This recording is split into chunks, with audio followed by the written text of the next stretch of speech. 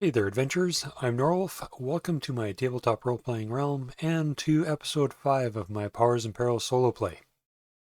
So I have gone back to the desktop and as I try and figure out what works best for me to run these sessions. So we'll see how it goes. All right. Well, when we last left our intrepid adventurers, Gildor and Raffin had headed out from the town of Boonquay in search of the bandits that they had previously encountered just the day before and just south of Boon Quay. And if I had my map handy, it's right here. So, where's the best place? So, we are just south of Boon Quay here. There are a couple of little X's on the hex grid there. So, they're somewhere in this area hunting down the bandits. So, the search took them a few days, and then they eventually did find the bandit camp. So they spent a little bit of time observing it. They counted a total of 12 bandits. And they weren't comfortable trying to take on the whole camp at once. So they, and it was a drizzly day and all the rest. So more than likely the bandits were just sticking close to their camp anyways. So they decided to camp a safe distance away and come back the next morning to see the if the bandits were splitting up and heading off anywhere. What Gildor observed was two groups of three bandits, looking like hunting parties, had headed off in the morning, one to the south and one to the west. He went back to Raffin, and the two of them decided to go after the group that went south. So they caught up to the group. Neither basically stumbled upon the group. They weren't able to ambush them, and the group didn't ambush them back. The fight broke out, and they managed to deal with the three bandits. So now they decided to go after the second hunting group, and so that's where we left off last time. Is the our two adventurers here are now off looking for the other group. Yeah, decided to come visit. So actually, before I get into that, a couple of things. So I've been following or trying to follow a set of daily steps, and haven't always been successful in that. So I've created this little card on the dry erase index card, and basically marking out what steps I should follow each morning or as I start each day. So basically, it's doing any skill gains from survival, carrying, etc. from the previous day. So when they're traveling and things like that. Updating the food points used from the previous day in case they had stayed in an inn or something where they may not have used the full food point amount. And then setting up the current day, rolling for the weather, doing any sort of mana regen, natural healing, any spell casting to start the day with. And then getting into, so what are these guys actually going to do during the day? So anyways, handy little card. Picked up a little box of these dry erase index cards off Amazon. Maybe I'll use them for some combat encounters and things like that. Who knows? So, anyways, that's there. And what else do I have here? I have, aside from my characters that I've printed off the scratch pad from last time with the counters with the bandits so far, the three that have been killed, plus the remaining that are left here. Pardon me. And last time I had calculated the combat experience points for the two guys, their expertise gains with the weapons they use, so longbows and axe and bastard sword, and I've added those into the character sheets. Gildor had a characteristic point which he put towards agility, and Raffin actually did the same thing, put 1 point towards agility. Now, what else do I have here? Some other notes. So these are just the OneNote pages that I printed off.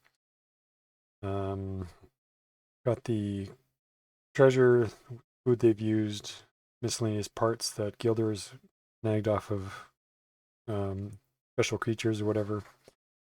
Cheat sheet for combat and casting. And then my weather table, currently sunny this day. And then my little write-up on the bandits themselves and a scratch pad. So anyways, so I think we're all set. Now for this next encounter, I think Gildor is going to want to not just use his bow, but probably use a spell of some sort on these guys. If these guys get the drop on him, he might consider using something like invisibility. Actually, no. Do you have invisibility? No, it's insubstantiability. For some reason I thought he had invisibility. Okay, never mind. We may just fall back to his smokeless flame that's been serving him well so far. Or he may try something else out. I'm not sure if the want to try out the archery powers with the cold or fire arrow or something like that. Anyways, I guess we'll see. So our characters go in pursuit of the other bandits, the other group of 3 hunters. I'm going to say that more than likely, they're bound to find them eventually. It's really a matter of, do they, who finds who first, and does somebody get the drop on somebody else? So let's see. I'm going to find my rules here. So the first thing I've noticed is the binder. I don't think is going to work for me. I've got all the 2nd edition, version 2 of the Powers and Perils rules in the binder here, and it's got to be one of the most awkward things to be floating around on the table with. So we might either have to print out another copy and do a coil binding of some sort, or maybe stick to the PDFs. But anyways, the ambush. So we are in, I'm going to say this is still in kind of the forest area. So we have a base 30% chance and our highest EL. So our bandits, if I remember correctly, have an EL2, kind of general EL that I've applied to most of their skills. And our, it's likely Gildor who has the highest EL for survival. And Gildor's EL in survival in forest is 8. So 38% chance that Gildor and Raffin ambush the bandits. Oops. 18. And a 30% chance that there's an ambush back. And a 33. So the bandits, so we have actually ambushed the bandits. Okay, back to the binder. So we've ambushed, setting up the ambushed encounter. Let's see. So in this case, the referee will set up the group encountered, and then the players. Players will then forces minimum distance from the encounter as specified by the referee using the ambush players. Basically they start die 6 or base movement rate hexes away from the closest party member or the closest counteree. Let's get this set up on the table here. So our hunting party consists of a guy with a club,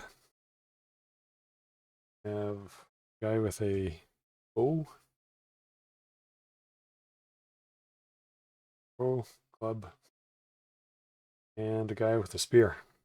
So obviously they're not wearing this kind of stuff. They're all in leather, or sorry, they're all in padded armor, just like the previous group. So yeah, so let's get these guys set up. Just gonna use, I guess, this one item here. We're gonna say that the archers up front looking for their prey to shoot at, and then the other 2 guys are kind of following behind, scouring the woods for other animals or edibles.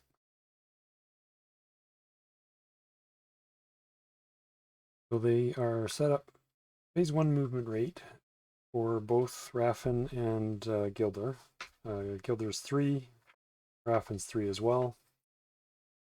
So basically 3 squares away,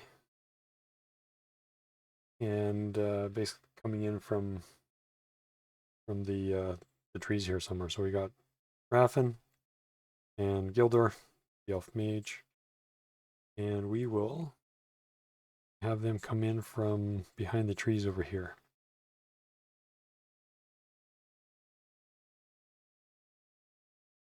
Something along, I guess, these lines. And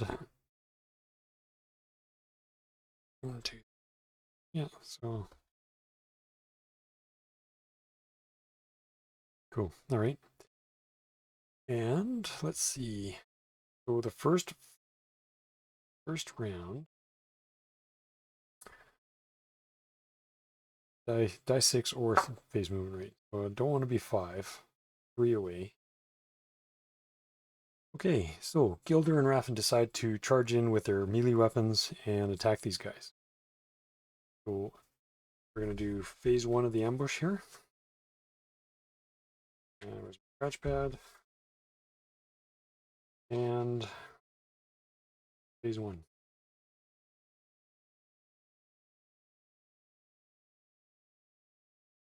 Phase 1. They do their movement rate 3, which gets them up and close to the bandits here. I'm going to start with Gildor and his axe. So one thing to note on moving during melee is that anytime you move, it's considered a charge.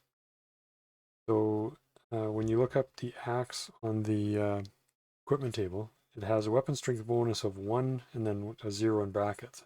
0 applies when you charge. Similarly for the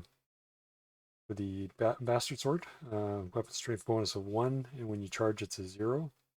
So I have to remember to adjust the damages for this first round, assuming they hit. And another thing to note is the bandit with the club. Yeah, his club is considered a mace class weapon, so that comes into play for order of attack. And the other thing is the club basically has 3 different weapon strength bonuses. So normal melee, it's a weapon strength bonus of 0. If during the round of a charge, if he's moving and attacking, it's a weapon strength bonus of -1. But if the club wielder scores a severe or deadly hit, it's a weapon strength bonus of +1. A little bit of an interesting weapon that one. Right. So Gildor is taking a swing at the archer. The archer has a ECV of 7. Gildor's OCV is 5, so he's on the -2 line. He is subtracting 3 for his axe skill, plus some other modifiers because of the ambush. So we have fighting more than one opponent. There's the 2 guys. Well, no, I don't know if this first round, not sure if Raffin's attacking him or not. So I guess Raffin's going to attack the other guy. So we do have a -15, so a total of -18 to his roll. See what he gets here. 99. Well, that's going to be a complete and utter miss. So that's Gildor's attack for the first round. Hopefully Raffin can do a little bit better than that. Raffin is an OCV of 8. And he's going after this guy with the spear. Probably a smart bet, considering the spear attacks before the heavy swords the next round. So the spear DCV of 3, so he's on the +5 line. And Raffin has a bastard sword skill of 6, plus the -15 for the ambush, so he's -21 on the roll. 99 again? What's up with that? Wow. Not a great first round. Okay, so these guys obviously stumbled into combat and haven't quite figured out what they're doing yet. And next round, so phase 2. A dude with a bow drops his bow and grabs his dagger. Or draws his dagger. So I'll let him do that. He's not throwing the dagger, so he'll end up being in the other weapons category. So we're going to start with Spear Dude. Spear Dude has an OCV of 4 against Raffin's DCV of 8. So he's on the -4 line. He's subtracting 1 for his EL. Raffin is adding 2 for his shield skill. Net +1. +1 on his roll. That he's on the -4 line.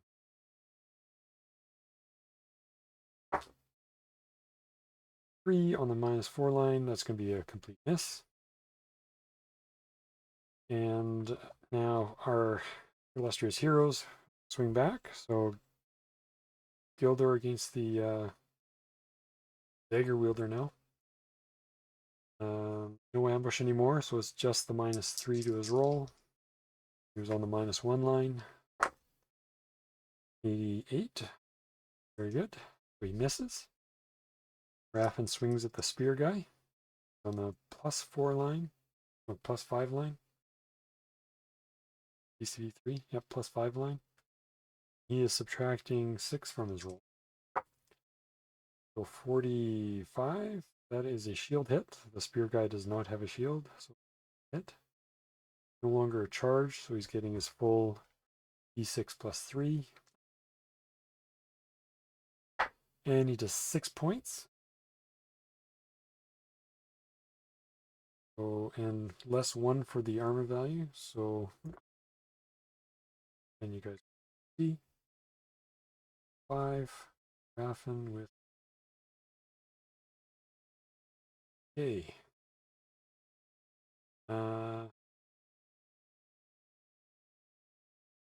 Next, have your guys went. The guy with the mace moves up and attacks Raffin. Now there's 2 guys on Raffin, so they get a -5 to the roll. And mace guy, or club guy, has an OCV of 6 against Raffin's DCV of 8, so he's on the -2.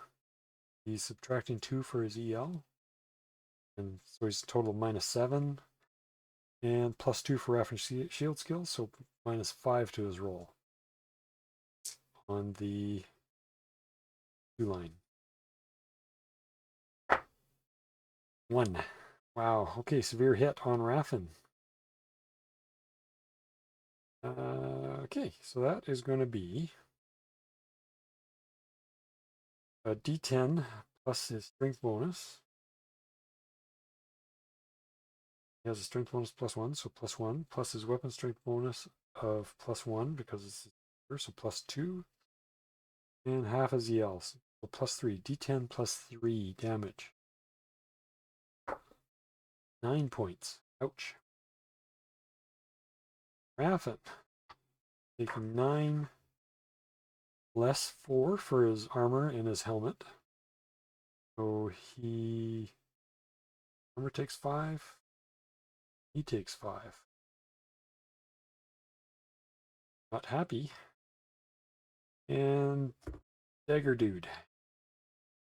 He's on the OCV of 4, so he's on the -4 line. Heal 2. He's subtracting 5 from his, so the heals cancel out. -2 line, -4 line.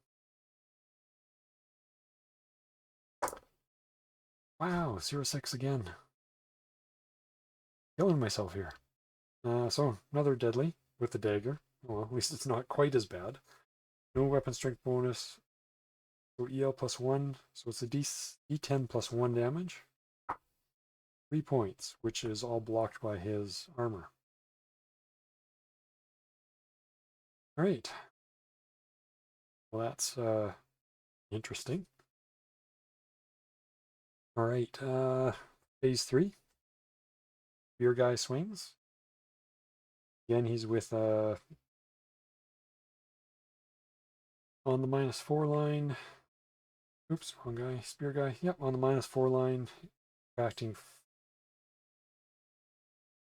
5. Subtracting 4 from his roll. 4 on the -4. 71, that's a miss. We'll go with Gildor swinging back. Old guy. Minus 3 line. -2 line. 3 less his skill of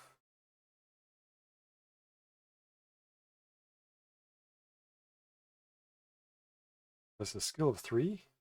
Makes that a 0 pluses. So 0 on the -2 line. Going to be a severe hit. He does a D10 plus 4. 11 points.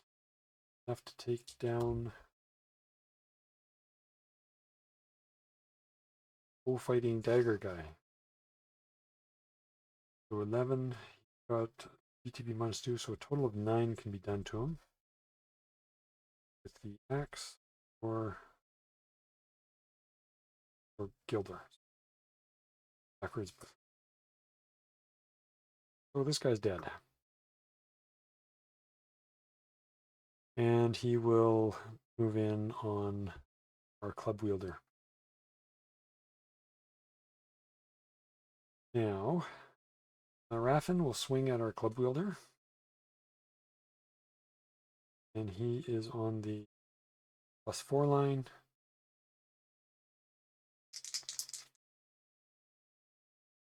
With a -6 to his roll.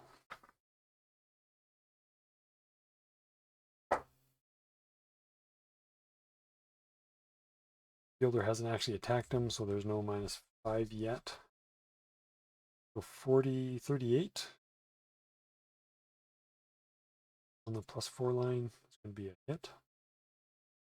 He is doing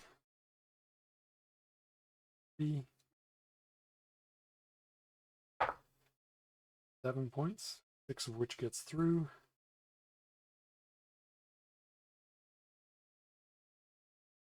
So our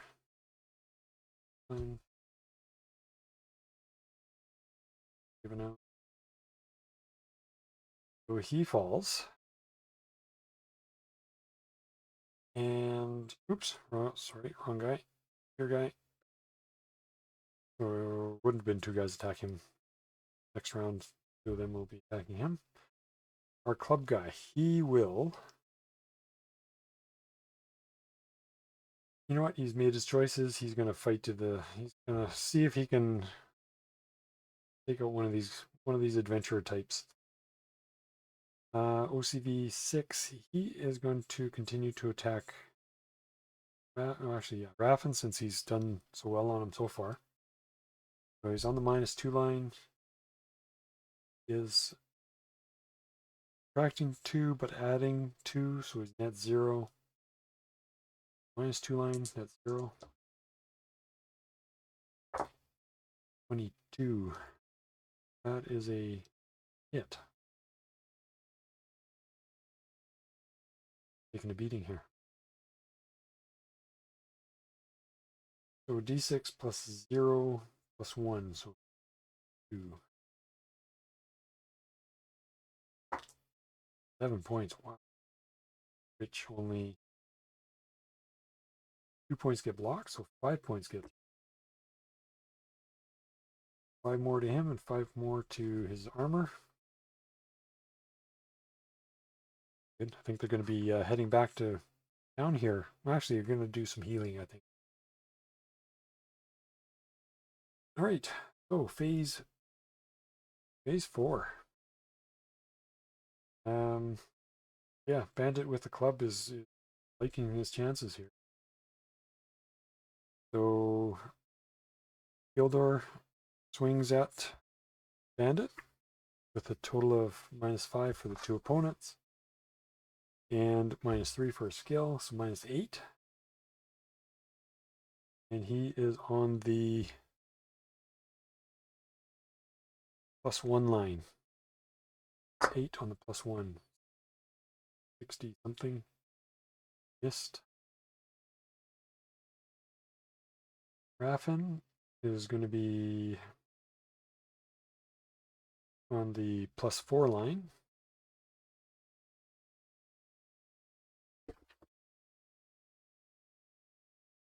And he's got -11 to his roll, so 6 EL, 5 for the two opponents.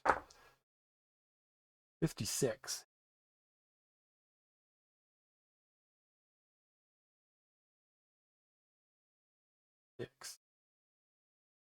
+4 line. Well, at least that's a shield hit, and the guy doesn't have a shield, so a regular hit. D6 +3. 7 points. And 6 of which get through. So Raffin with his guy with the club is going to swing at Raffin again. Seems to be whittling Raffin down slowly. And he is on the, getting this, -2 line. 75. Actually 77 because of the field skill. We're on to phase 1. Second turn. Okay, Gildor. You can do something here. Again on the +1 line with -8. 60 something. Miss. Raffin on the +4 line with -11. That's going to be 23. Going to be a regular hit. D6 +3 again. 8 points, of which 7 get through. -7. Raffin with again, and that drops our last warrior here. Last bandit. Okay, so at the end of each combat, you do up experience and expertise and all the rest. I don't think there's any shield hits, although I have to double check the rule on shield hit. Because I think comment about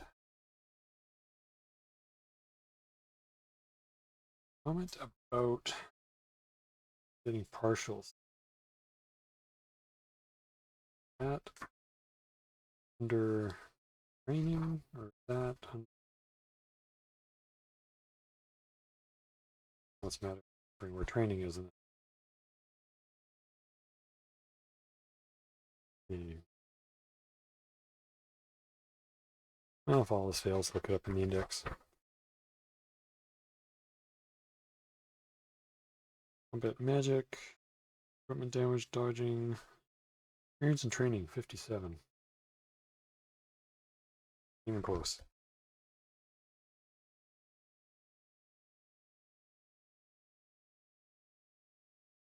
Skill gains. That. So rather than watching me try and flip through the book here, back and just, well, I couldn't find it, so we'll carry on here. Right, combat experience points. Raffin will get 6, 13 times 2, 26. Combat experience points for that guy. Did 11 to this guy, so 22 more. And Gildor only did a total of 9 points over here, so he gets a total of 9 combat experience. Now, expertise. The highest DDF here is 2, so he will get 4 expertise points on Bastard Sword, and you guys only has a CDF of 1, so he's only getting 2. Now, this is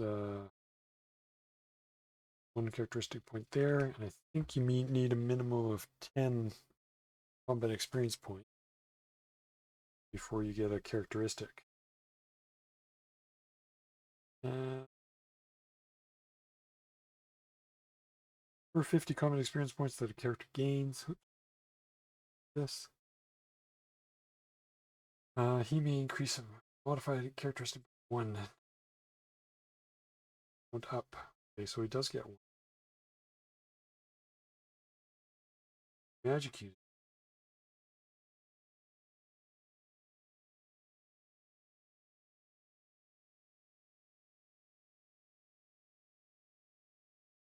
Characteristic. For 25 magic experience points gained. Gains 1 characteristics. Oh, okay. But there used to be a minimum 10 points. So, anyways, I guess they both walk away with another characteristic from this battle. So, see. In here, so I won't forget to do that later. Raffin will add another point to his agility. He gets 48 experience points, 4 points on Bastard Sword.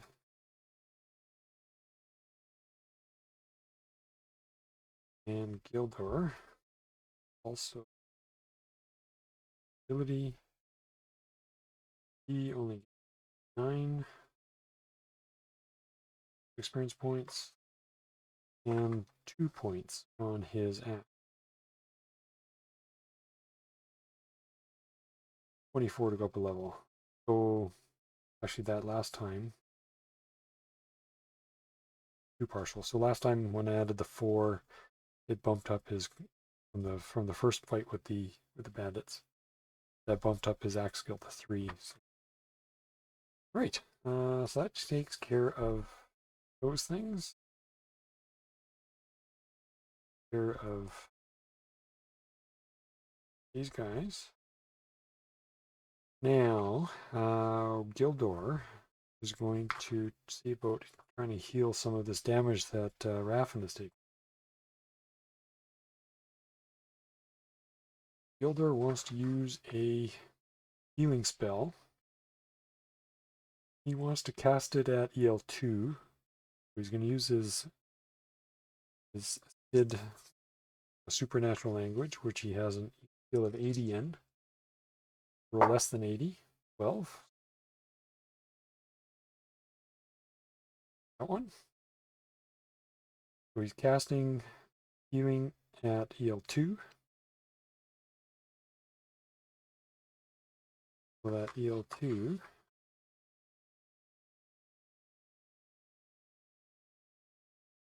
with these laminated sheets as they get a little staticky. So healing, base mana cost 1, EL2 costs 5 points. With the language, drops that to 4. He's using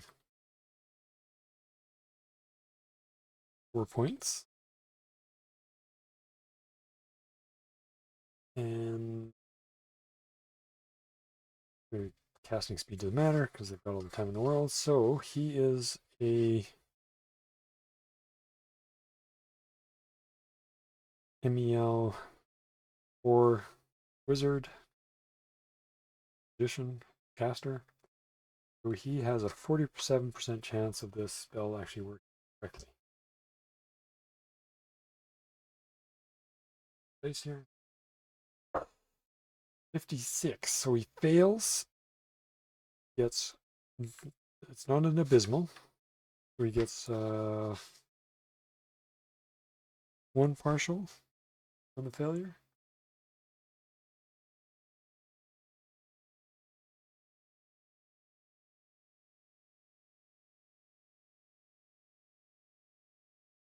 Yeah, no magic experience, but he does get 1 healing or 1 expertise point for healing for failing. He's going to do it again. So -4 more. When he's subtracting, not that it mattered this first time around.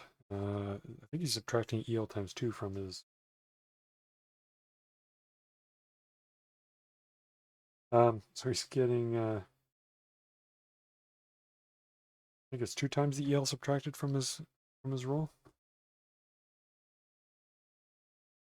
All right.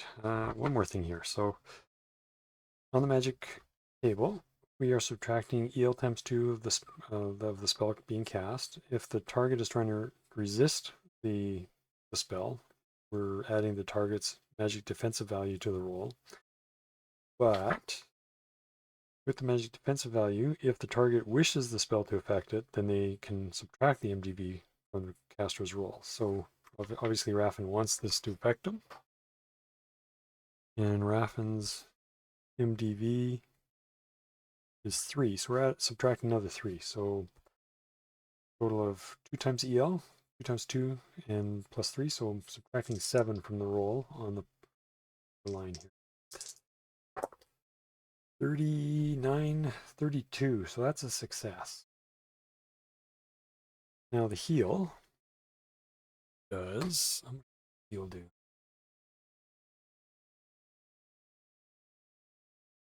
PDF briefly.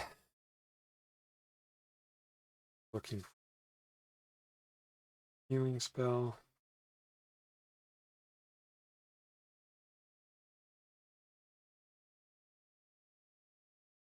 Wanted.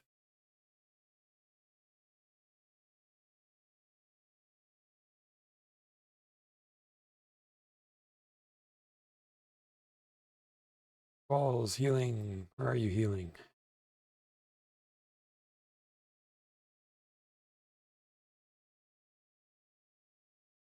Healing. There it is. Okay, so healing done is D6 plus the stamina bonus, which is Raffin's stamina bonus, which is +1. Should be working on his stamina. Good to note. You know what? I'm actually thinking about that. Probably a good point. Let's leave his. Let's leave his agility at 17. And we'll make this a 29. We need to work on his stamina. Okay. So, what was I saying? D6 plus stamina plus EL of the spell. So D6 plus 3.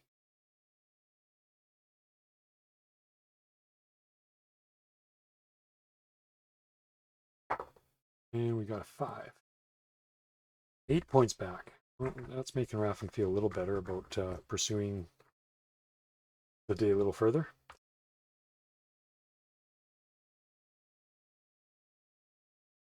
That's what, 8.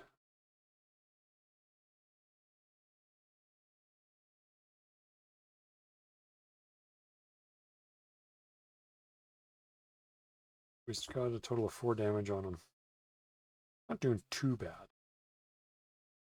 All right. So that puts us. Oh, and then of course his armor is getting a little bit beat up.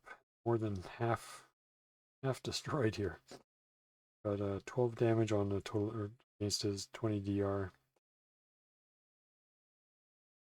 I think another battle and he might be having to stop and get his armor replaced or repaired or something. I think that's probably one of the next skills he has to work on is getting armor so he can do his own repairs and doesn't have to rely on Gildor or somebody else to do repairs for him.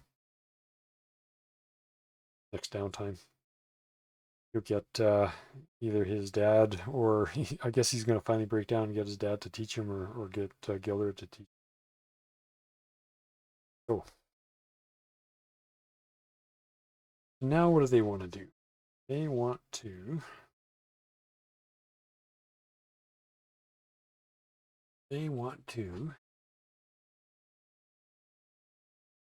They want to go after the camp the same day, knowing that the camp isn't aware that their two hunting parties have been taken out, or do they want to hold off till later in the day and see what the camp does? If the leaders are decide to go out and find out what happened to their hunting parties. Oh, actually, speaking of finding out what happened to the hunting parties, they do check out their pockets.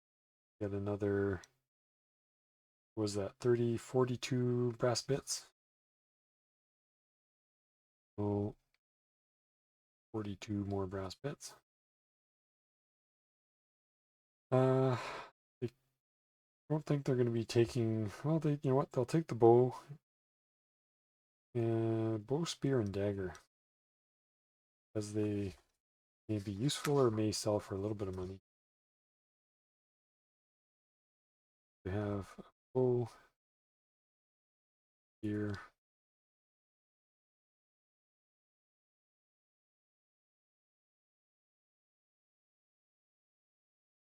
and that they goes from the first guys as well. All right.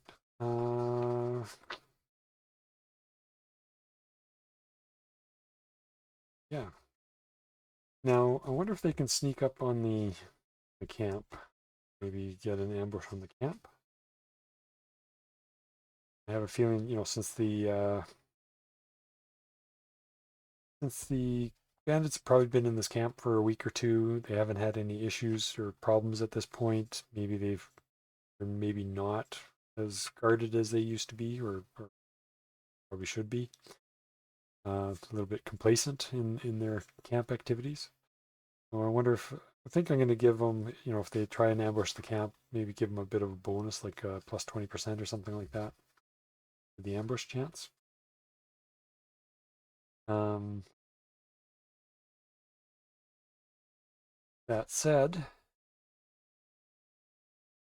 is there anything that Gilder can cast? Like, had he had like an invisibility or something, he could have cast that on themselves and kind of gotten a bit closer to camp. Oh, he does have invisibility. There it is. So, what does EL1 essentially ability do?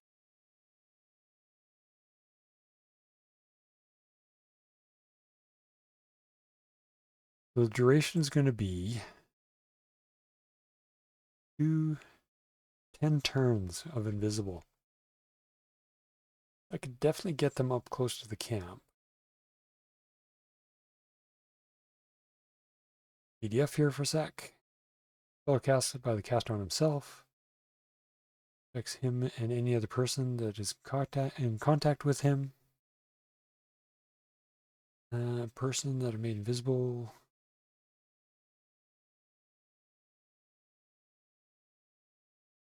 Let's see. Persons that caster or item held by him are invisible for duration.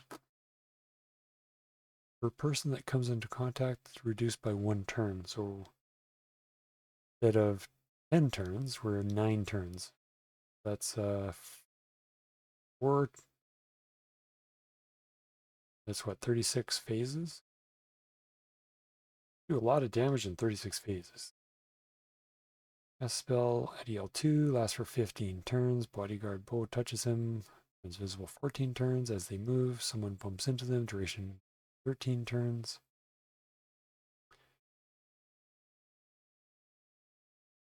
As for invisibility, accept the spell. Male. Shadow version of invisible. Huh.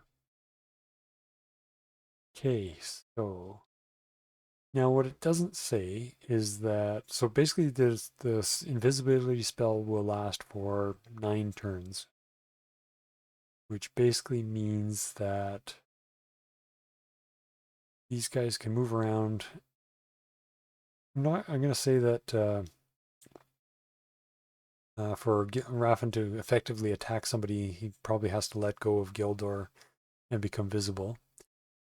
Gildor, on the other hand, can stay invisible and cast spells, because this isn't D&D where it's a concentration type spell. So anyways, let's see what we do with these guys. Back. I just realized the other mistake I made is on that ambush round, they were getting the minus 15 to the rolls. Mind you, they missed on the ambush round. Had they hit, because of the little star here, it says when a defender is in this position, any deadly hit is fatal. Severe hits are deadly. Hits are severe, and shield hits are hits.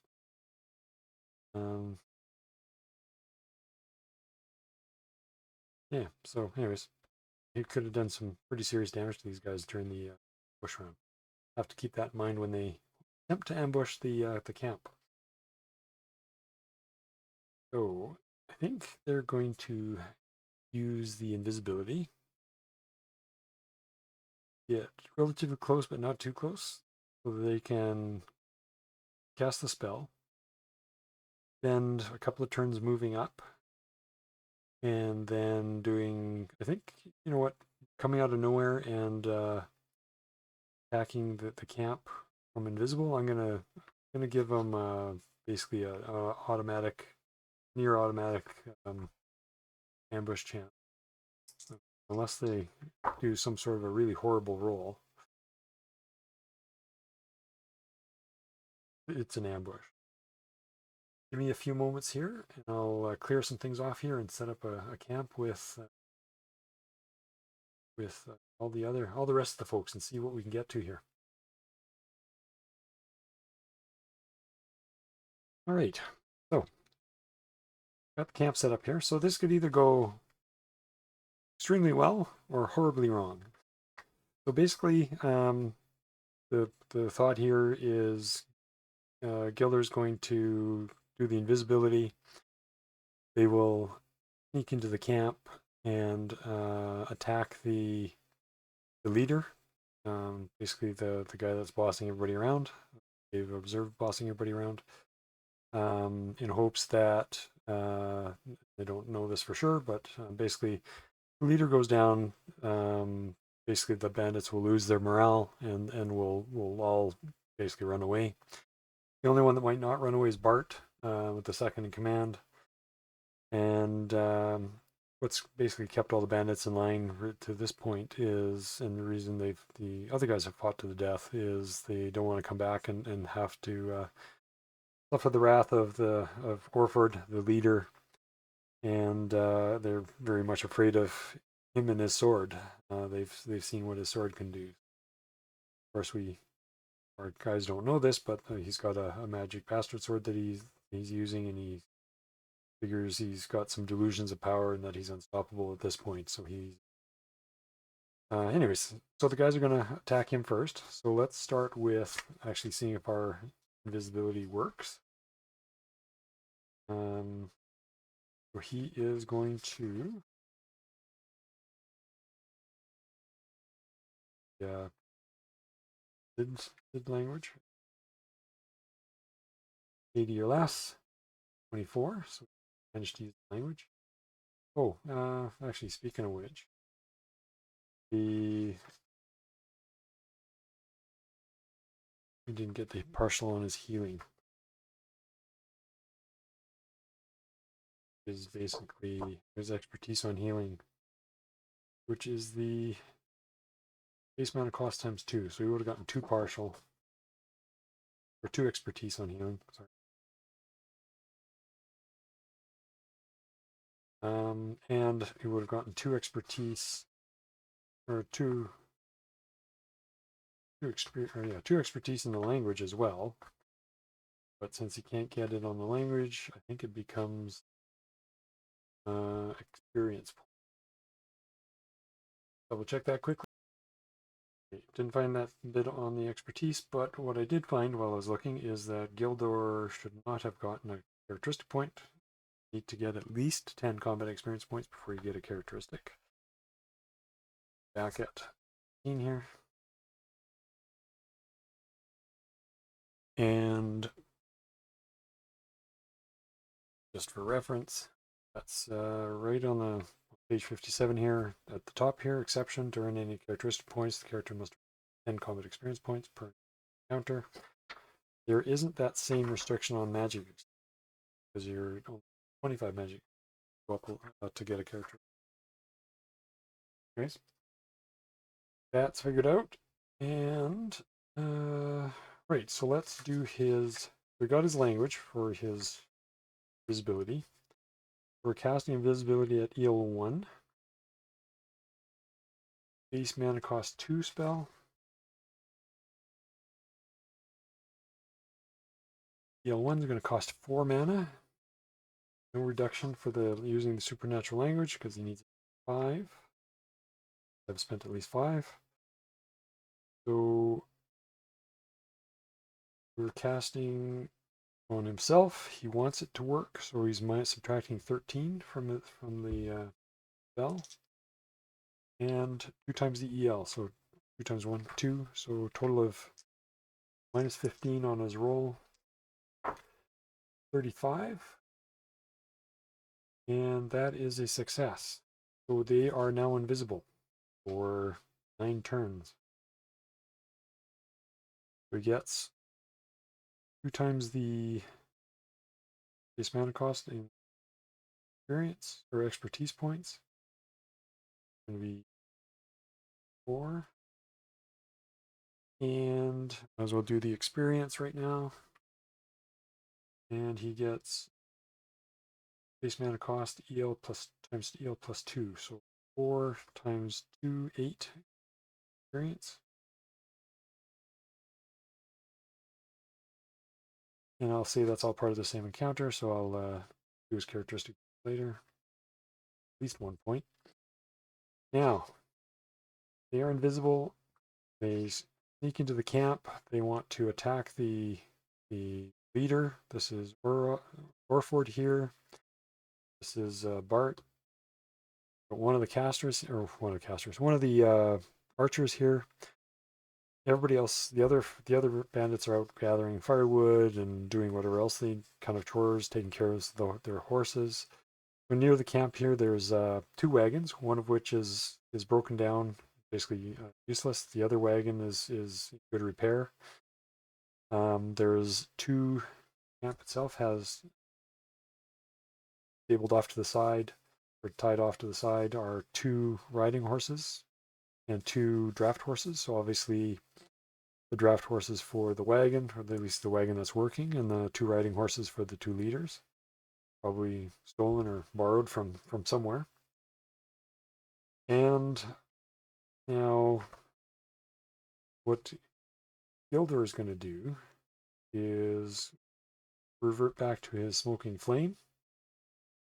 I'm going to cast it at a higher level. He'll stay invisible while he's casting it. They might see a strange glow in the area, but they won't really.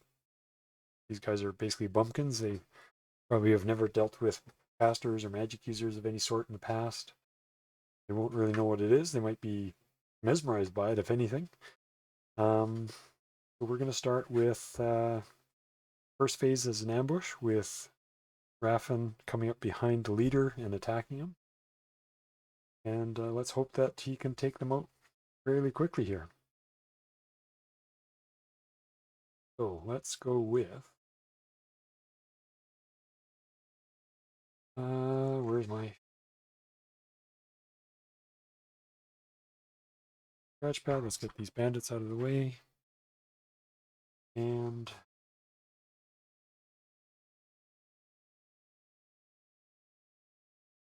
new set of phases to go. Cool. I think that's it. One thing that Raffin's going to do I guess what I won't say or won't allow is for Gilder to start casting or start gathering his mana, because that there's going to be some sort of a, actually, would the magic be invisible? No, some sort of a glow coming from the magic, at least the light being shed from it, which would attract attention. So I'm going to say that the round that Raffin will be attacking is the same round that uh, Gildor will be starting to gather his mana for his smokeless flame. So phase one, we are doing our go into the our phase sequence here. So we have mana allocation, missile fire, magic effect, and movement melee. Since the first round is ambush round, no missile fire from the archers will happen. So Raffin is starting his mana gathering. So he wants less than 60 for his supernatural language to work. 5, excellent. So he needed the language he's using here is his Tongue of the Giant, or Utgard Giror. So and that's what the little 2 here means. It's the 2 is which supernatural language that it gets applied, that works with which spells. So, for example, on the Tongue of the Cid again, it works with all the Cid spells. So I've got a little 1, probably a little hard to see, but a little 1 beside all those spells. And as he gets other supernatural languages, as he moves along in the world, will affect hopefully other spells that he uses. One of the things that, and I'm kind of off topic, going off on a tangent here, but knowledge is a spell that allows him to learn things. So he can use it to learn skills, new non-combat skills. He can use it to learn new spells. He can use it to improve his spells. He can use it to learn new languages, new supernatural languages, things like that. So the knowledge spell itself is probably one of the best spells. But the what restricts it a bit is you can only cast it once every, I think it's 15 days minus the EL of this that you have in the spell or something like that. So I'm off on a tangent, as I said, so let's get back on track here. Okay, so he is now gathering mana. So phase 1 here, he is casting Smokeless Flame at EL2.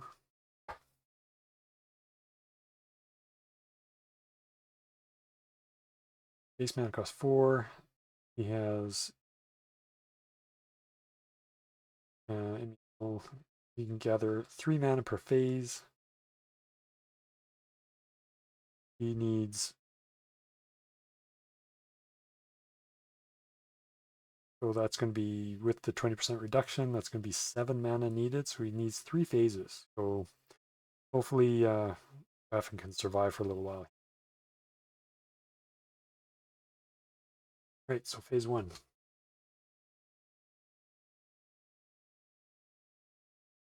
Gilder needs 7 mana. Got 4 so far. Now, let's see if Raffin can actually do something useful here and hit something.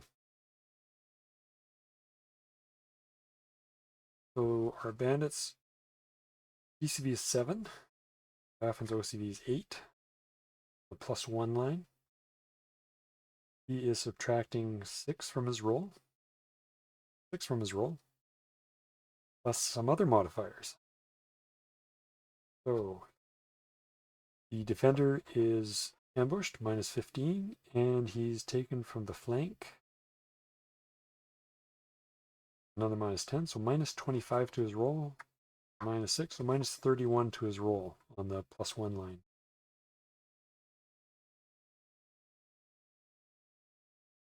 Got all the numbers here. And +1 line, -35. So come on, Raffin. 73. Well, it's a shield hit, which is a hit. Well, is a hit because there's no shield to begin with. So hit becomes, and again, I'm going to bit of. Had he had a shield, and again, I'm going back to the comments here about the deadly becomes fatal, severe becomes deadly, hits become severe, shield hits become hits. Because it's a hit, because there's no shield, the hit is actually becoming a severe hit. So Raffin does a D10 plus 6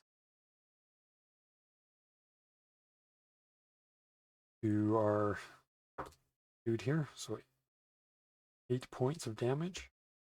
Not quite the hit I was hoping for.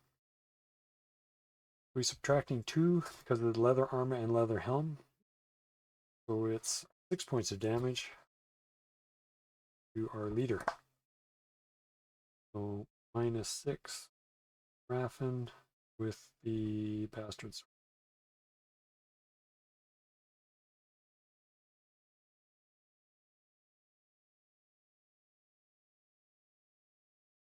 All right, that is it for phase 1. Phase 2, we're gathering more mana. Read the first round. Gathering up to 6 now. And we have missile fire. Our archer here will move over and take a shot at Raffin since he can't see the other guy yet. Oh, and this guy is armed with a sword. Oh, actually, he can't move. He's got to do missile fire. Or he can, actually, no, sorry, he can do missile fire during the movement phase. Again, double check that rule. Okay, so our archer is firing during the missile, during the missile fire phase. He is shooting at Raffin, who's partially obscured by the guild leader here, or the bandit leader. So what that means is for concealed or partially concealed, same as Nightfire, which is basically doubling the range. And the range is 1, 2, 3, 4, 40 feet. So every second diagonal I count as a double. Or to, hate to say it, but movement in D&D. We have our bow, which has a range of 20. So that makes it, so what was that, 10, 20, 30, 40 feet. So it doubles the range, so 80 feet. 80 feet, which makes it medium range for the bow is on the -3 line.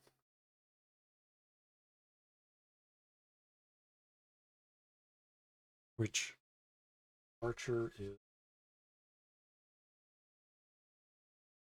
has a skill of, bow has a skill of EL2, subtracting 2, and adding 2 for Raffin's shield. 0, so he's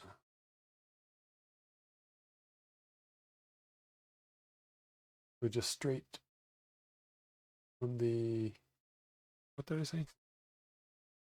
Oh, I was looking at the composite bow. Oh, that's why I thought something was wrong here. Medium range -6, and the range 20 on the -6 line. Raffin has a chance of surviving a attack, I guess. And the way I've been rolling for these guys, who knows? On the -6 line, net 0 on the bonuses. 36. That is a shield hit. Nope. Shield hit.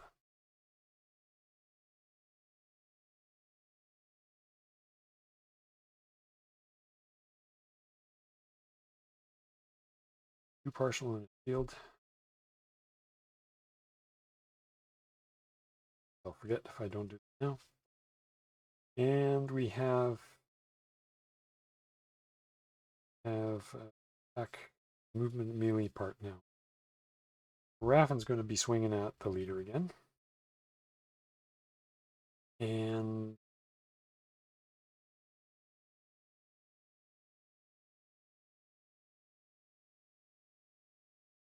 does the magic the speed at which leader attack? Okay, found it. So magic weapons. Attack priority for the magic weapon equals order listed for the weapon type minus the EL divided by 2 round up. So we have a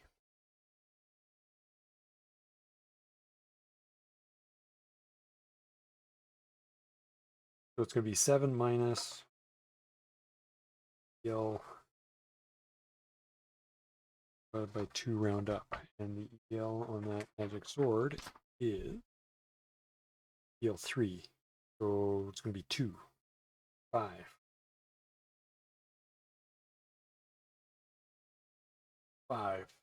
Same as the spear. Right. Well, our spear is off in the distance somewhere.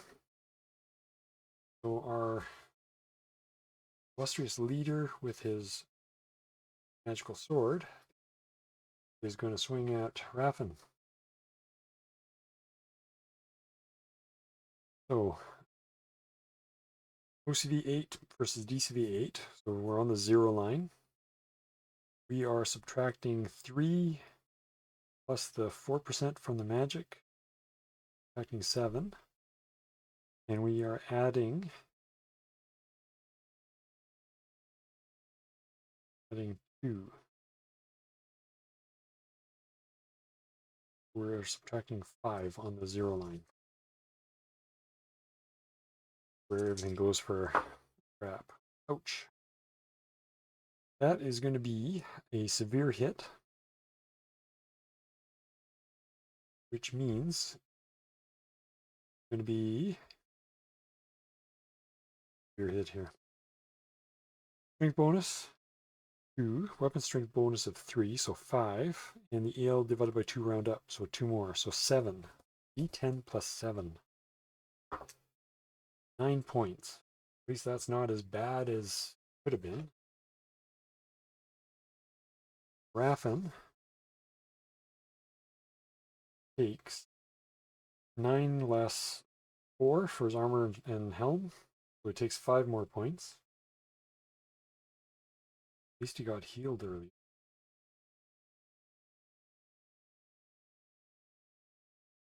And the bandit leader looks quite pleased with himself.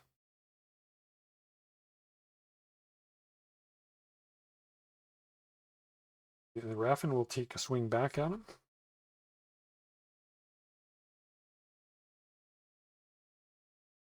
So he is on the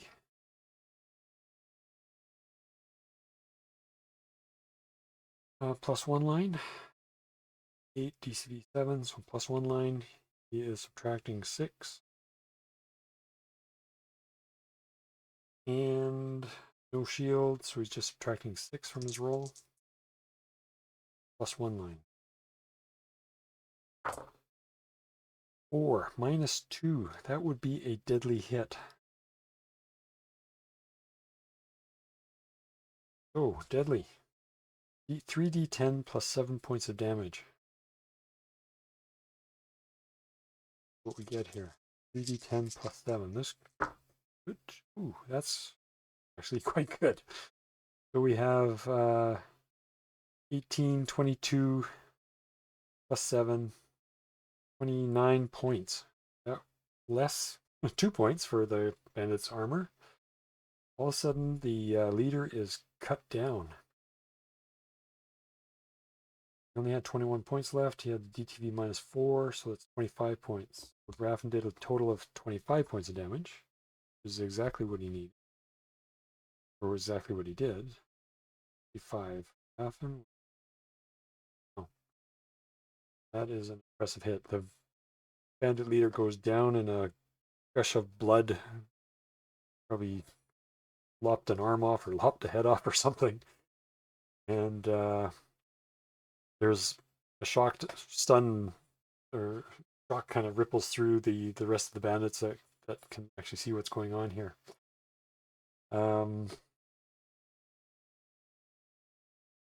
The guy goes down.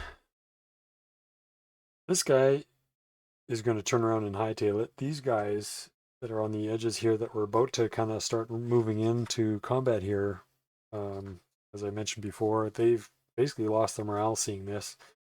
They are going to just bugger off. We've seen the end of those guys. And this guy's going to bugger off.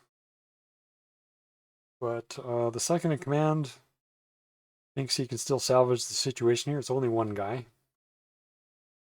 May have had an impressive hit, but it's only one guy. And he will use his sword to swing at Raffin. So let's see. Our second in command has an OCD of 6 versus Raffin's 8, so he's on the -2 line. And he has a skill of 2, subtracting 2. Raffin's adding 2 for a shield skill, so that's 0. So he's on the -2 line. Get our percentile out here, -2 line. 92. Swing and a miss. And so that's that. End of that phase. Phase 3. We have our 7 mana for Gildor. 7.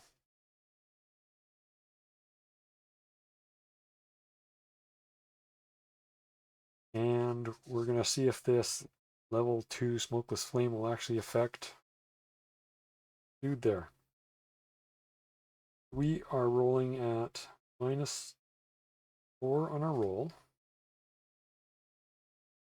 Our guy here has an MDV of 6, so we're adding 2 to our percentile roll here. Not great odds, but we'll see how this goes. On 10.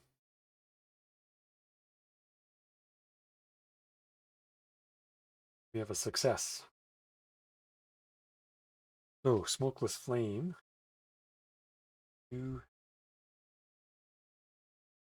Back to our Smokeless Flame here.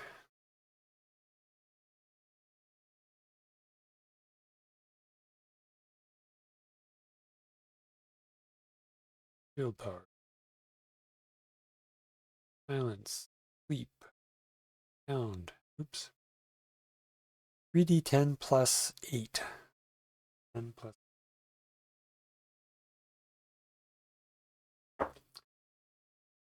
19, 27. 27 points to our dude here. He's basically 22 and he's dead. He's dead.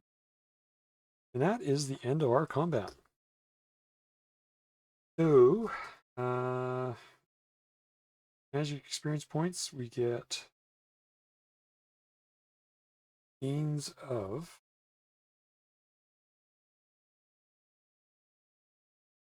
MDV EL plus 2. Whoops. This right here. So victim's MDV is 6. EO is 2. So 4, 7, 6, 24 magic experience points more.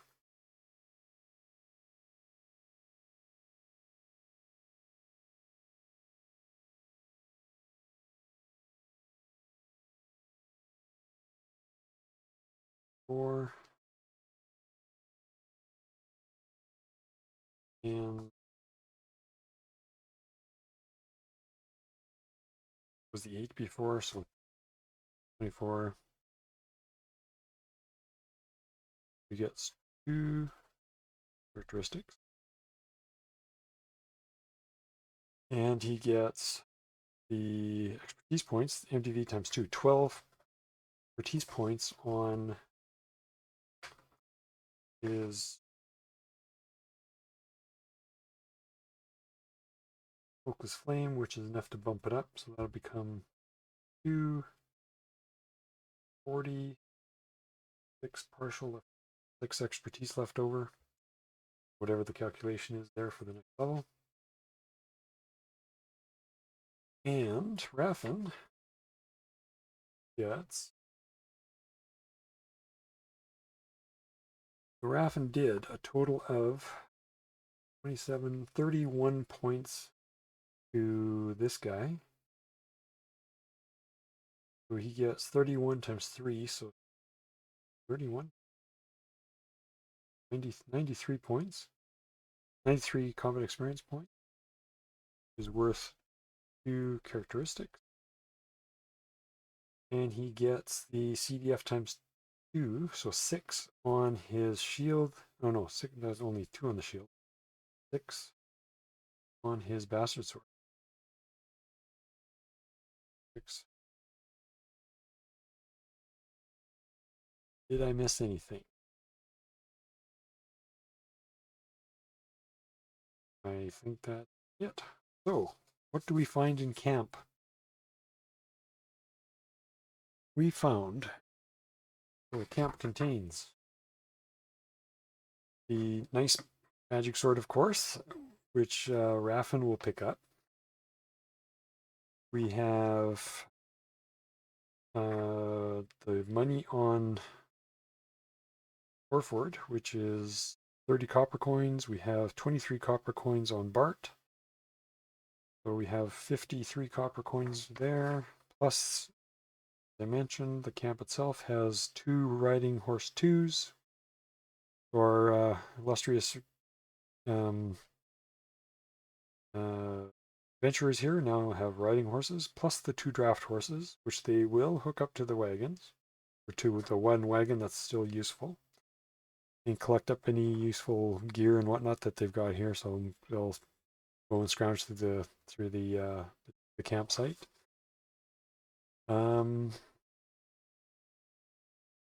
Bandit Camp has 32 silver coins in a chest, along with a jewel worth 6 silver coins, and a single keg that's unlabeled but has a fine wine in it, with the 20 quart keg that's 70% full. So again, they could probably pawn this off to the local tavern once they make it back to town. They'll pack up the various and sundry. Oops, let's get rid of the thing there. Sorry about that. Pack up the various and sundry tents and miscellaneous other things here. So I'll do up a tally of all this offline, and when we pick up next time, the characters will have made their way back to town that afternoon. We'll do some flogging of some of the wares and stuff. I think both both Raffin and Gildor want to move from using the round shields that they have to using heater shields. The shield class, as I use it, gives you EL 0 on all the different types of shields. So the bandit shield here that I've got on their character sheet in the round shield, which is the standard shield that came out of their version 2 rules, version 1 rules for that matter. So their ELs are going to drop, but they're probably going to spend a day or 2 in the city, or in the town, doing some miscellaneous downtime activities for a day or 2 before they head off to before they leave Boon Quay to head off to Gold Edge, which is basically a long day's travel away. Actually, with their horses, they should be able to make it there without any problems. They're here. They want to travel down the road to Gold Edge. So, anyways, that would be it for today's session, guys. Hopefully it didn't drag out too long. Looks like about an hour and a half. So thanks for joining me again, and that is the end of session 5. Have a great day. Happy adventures.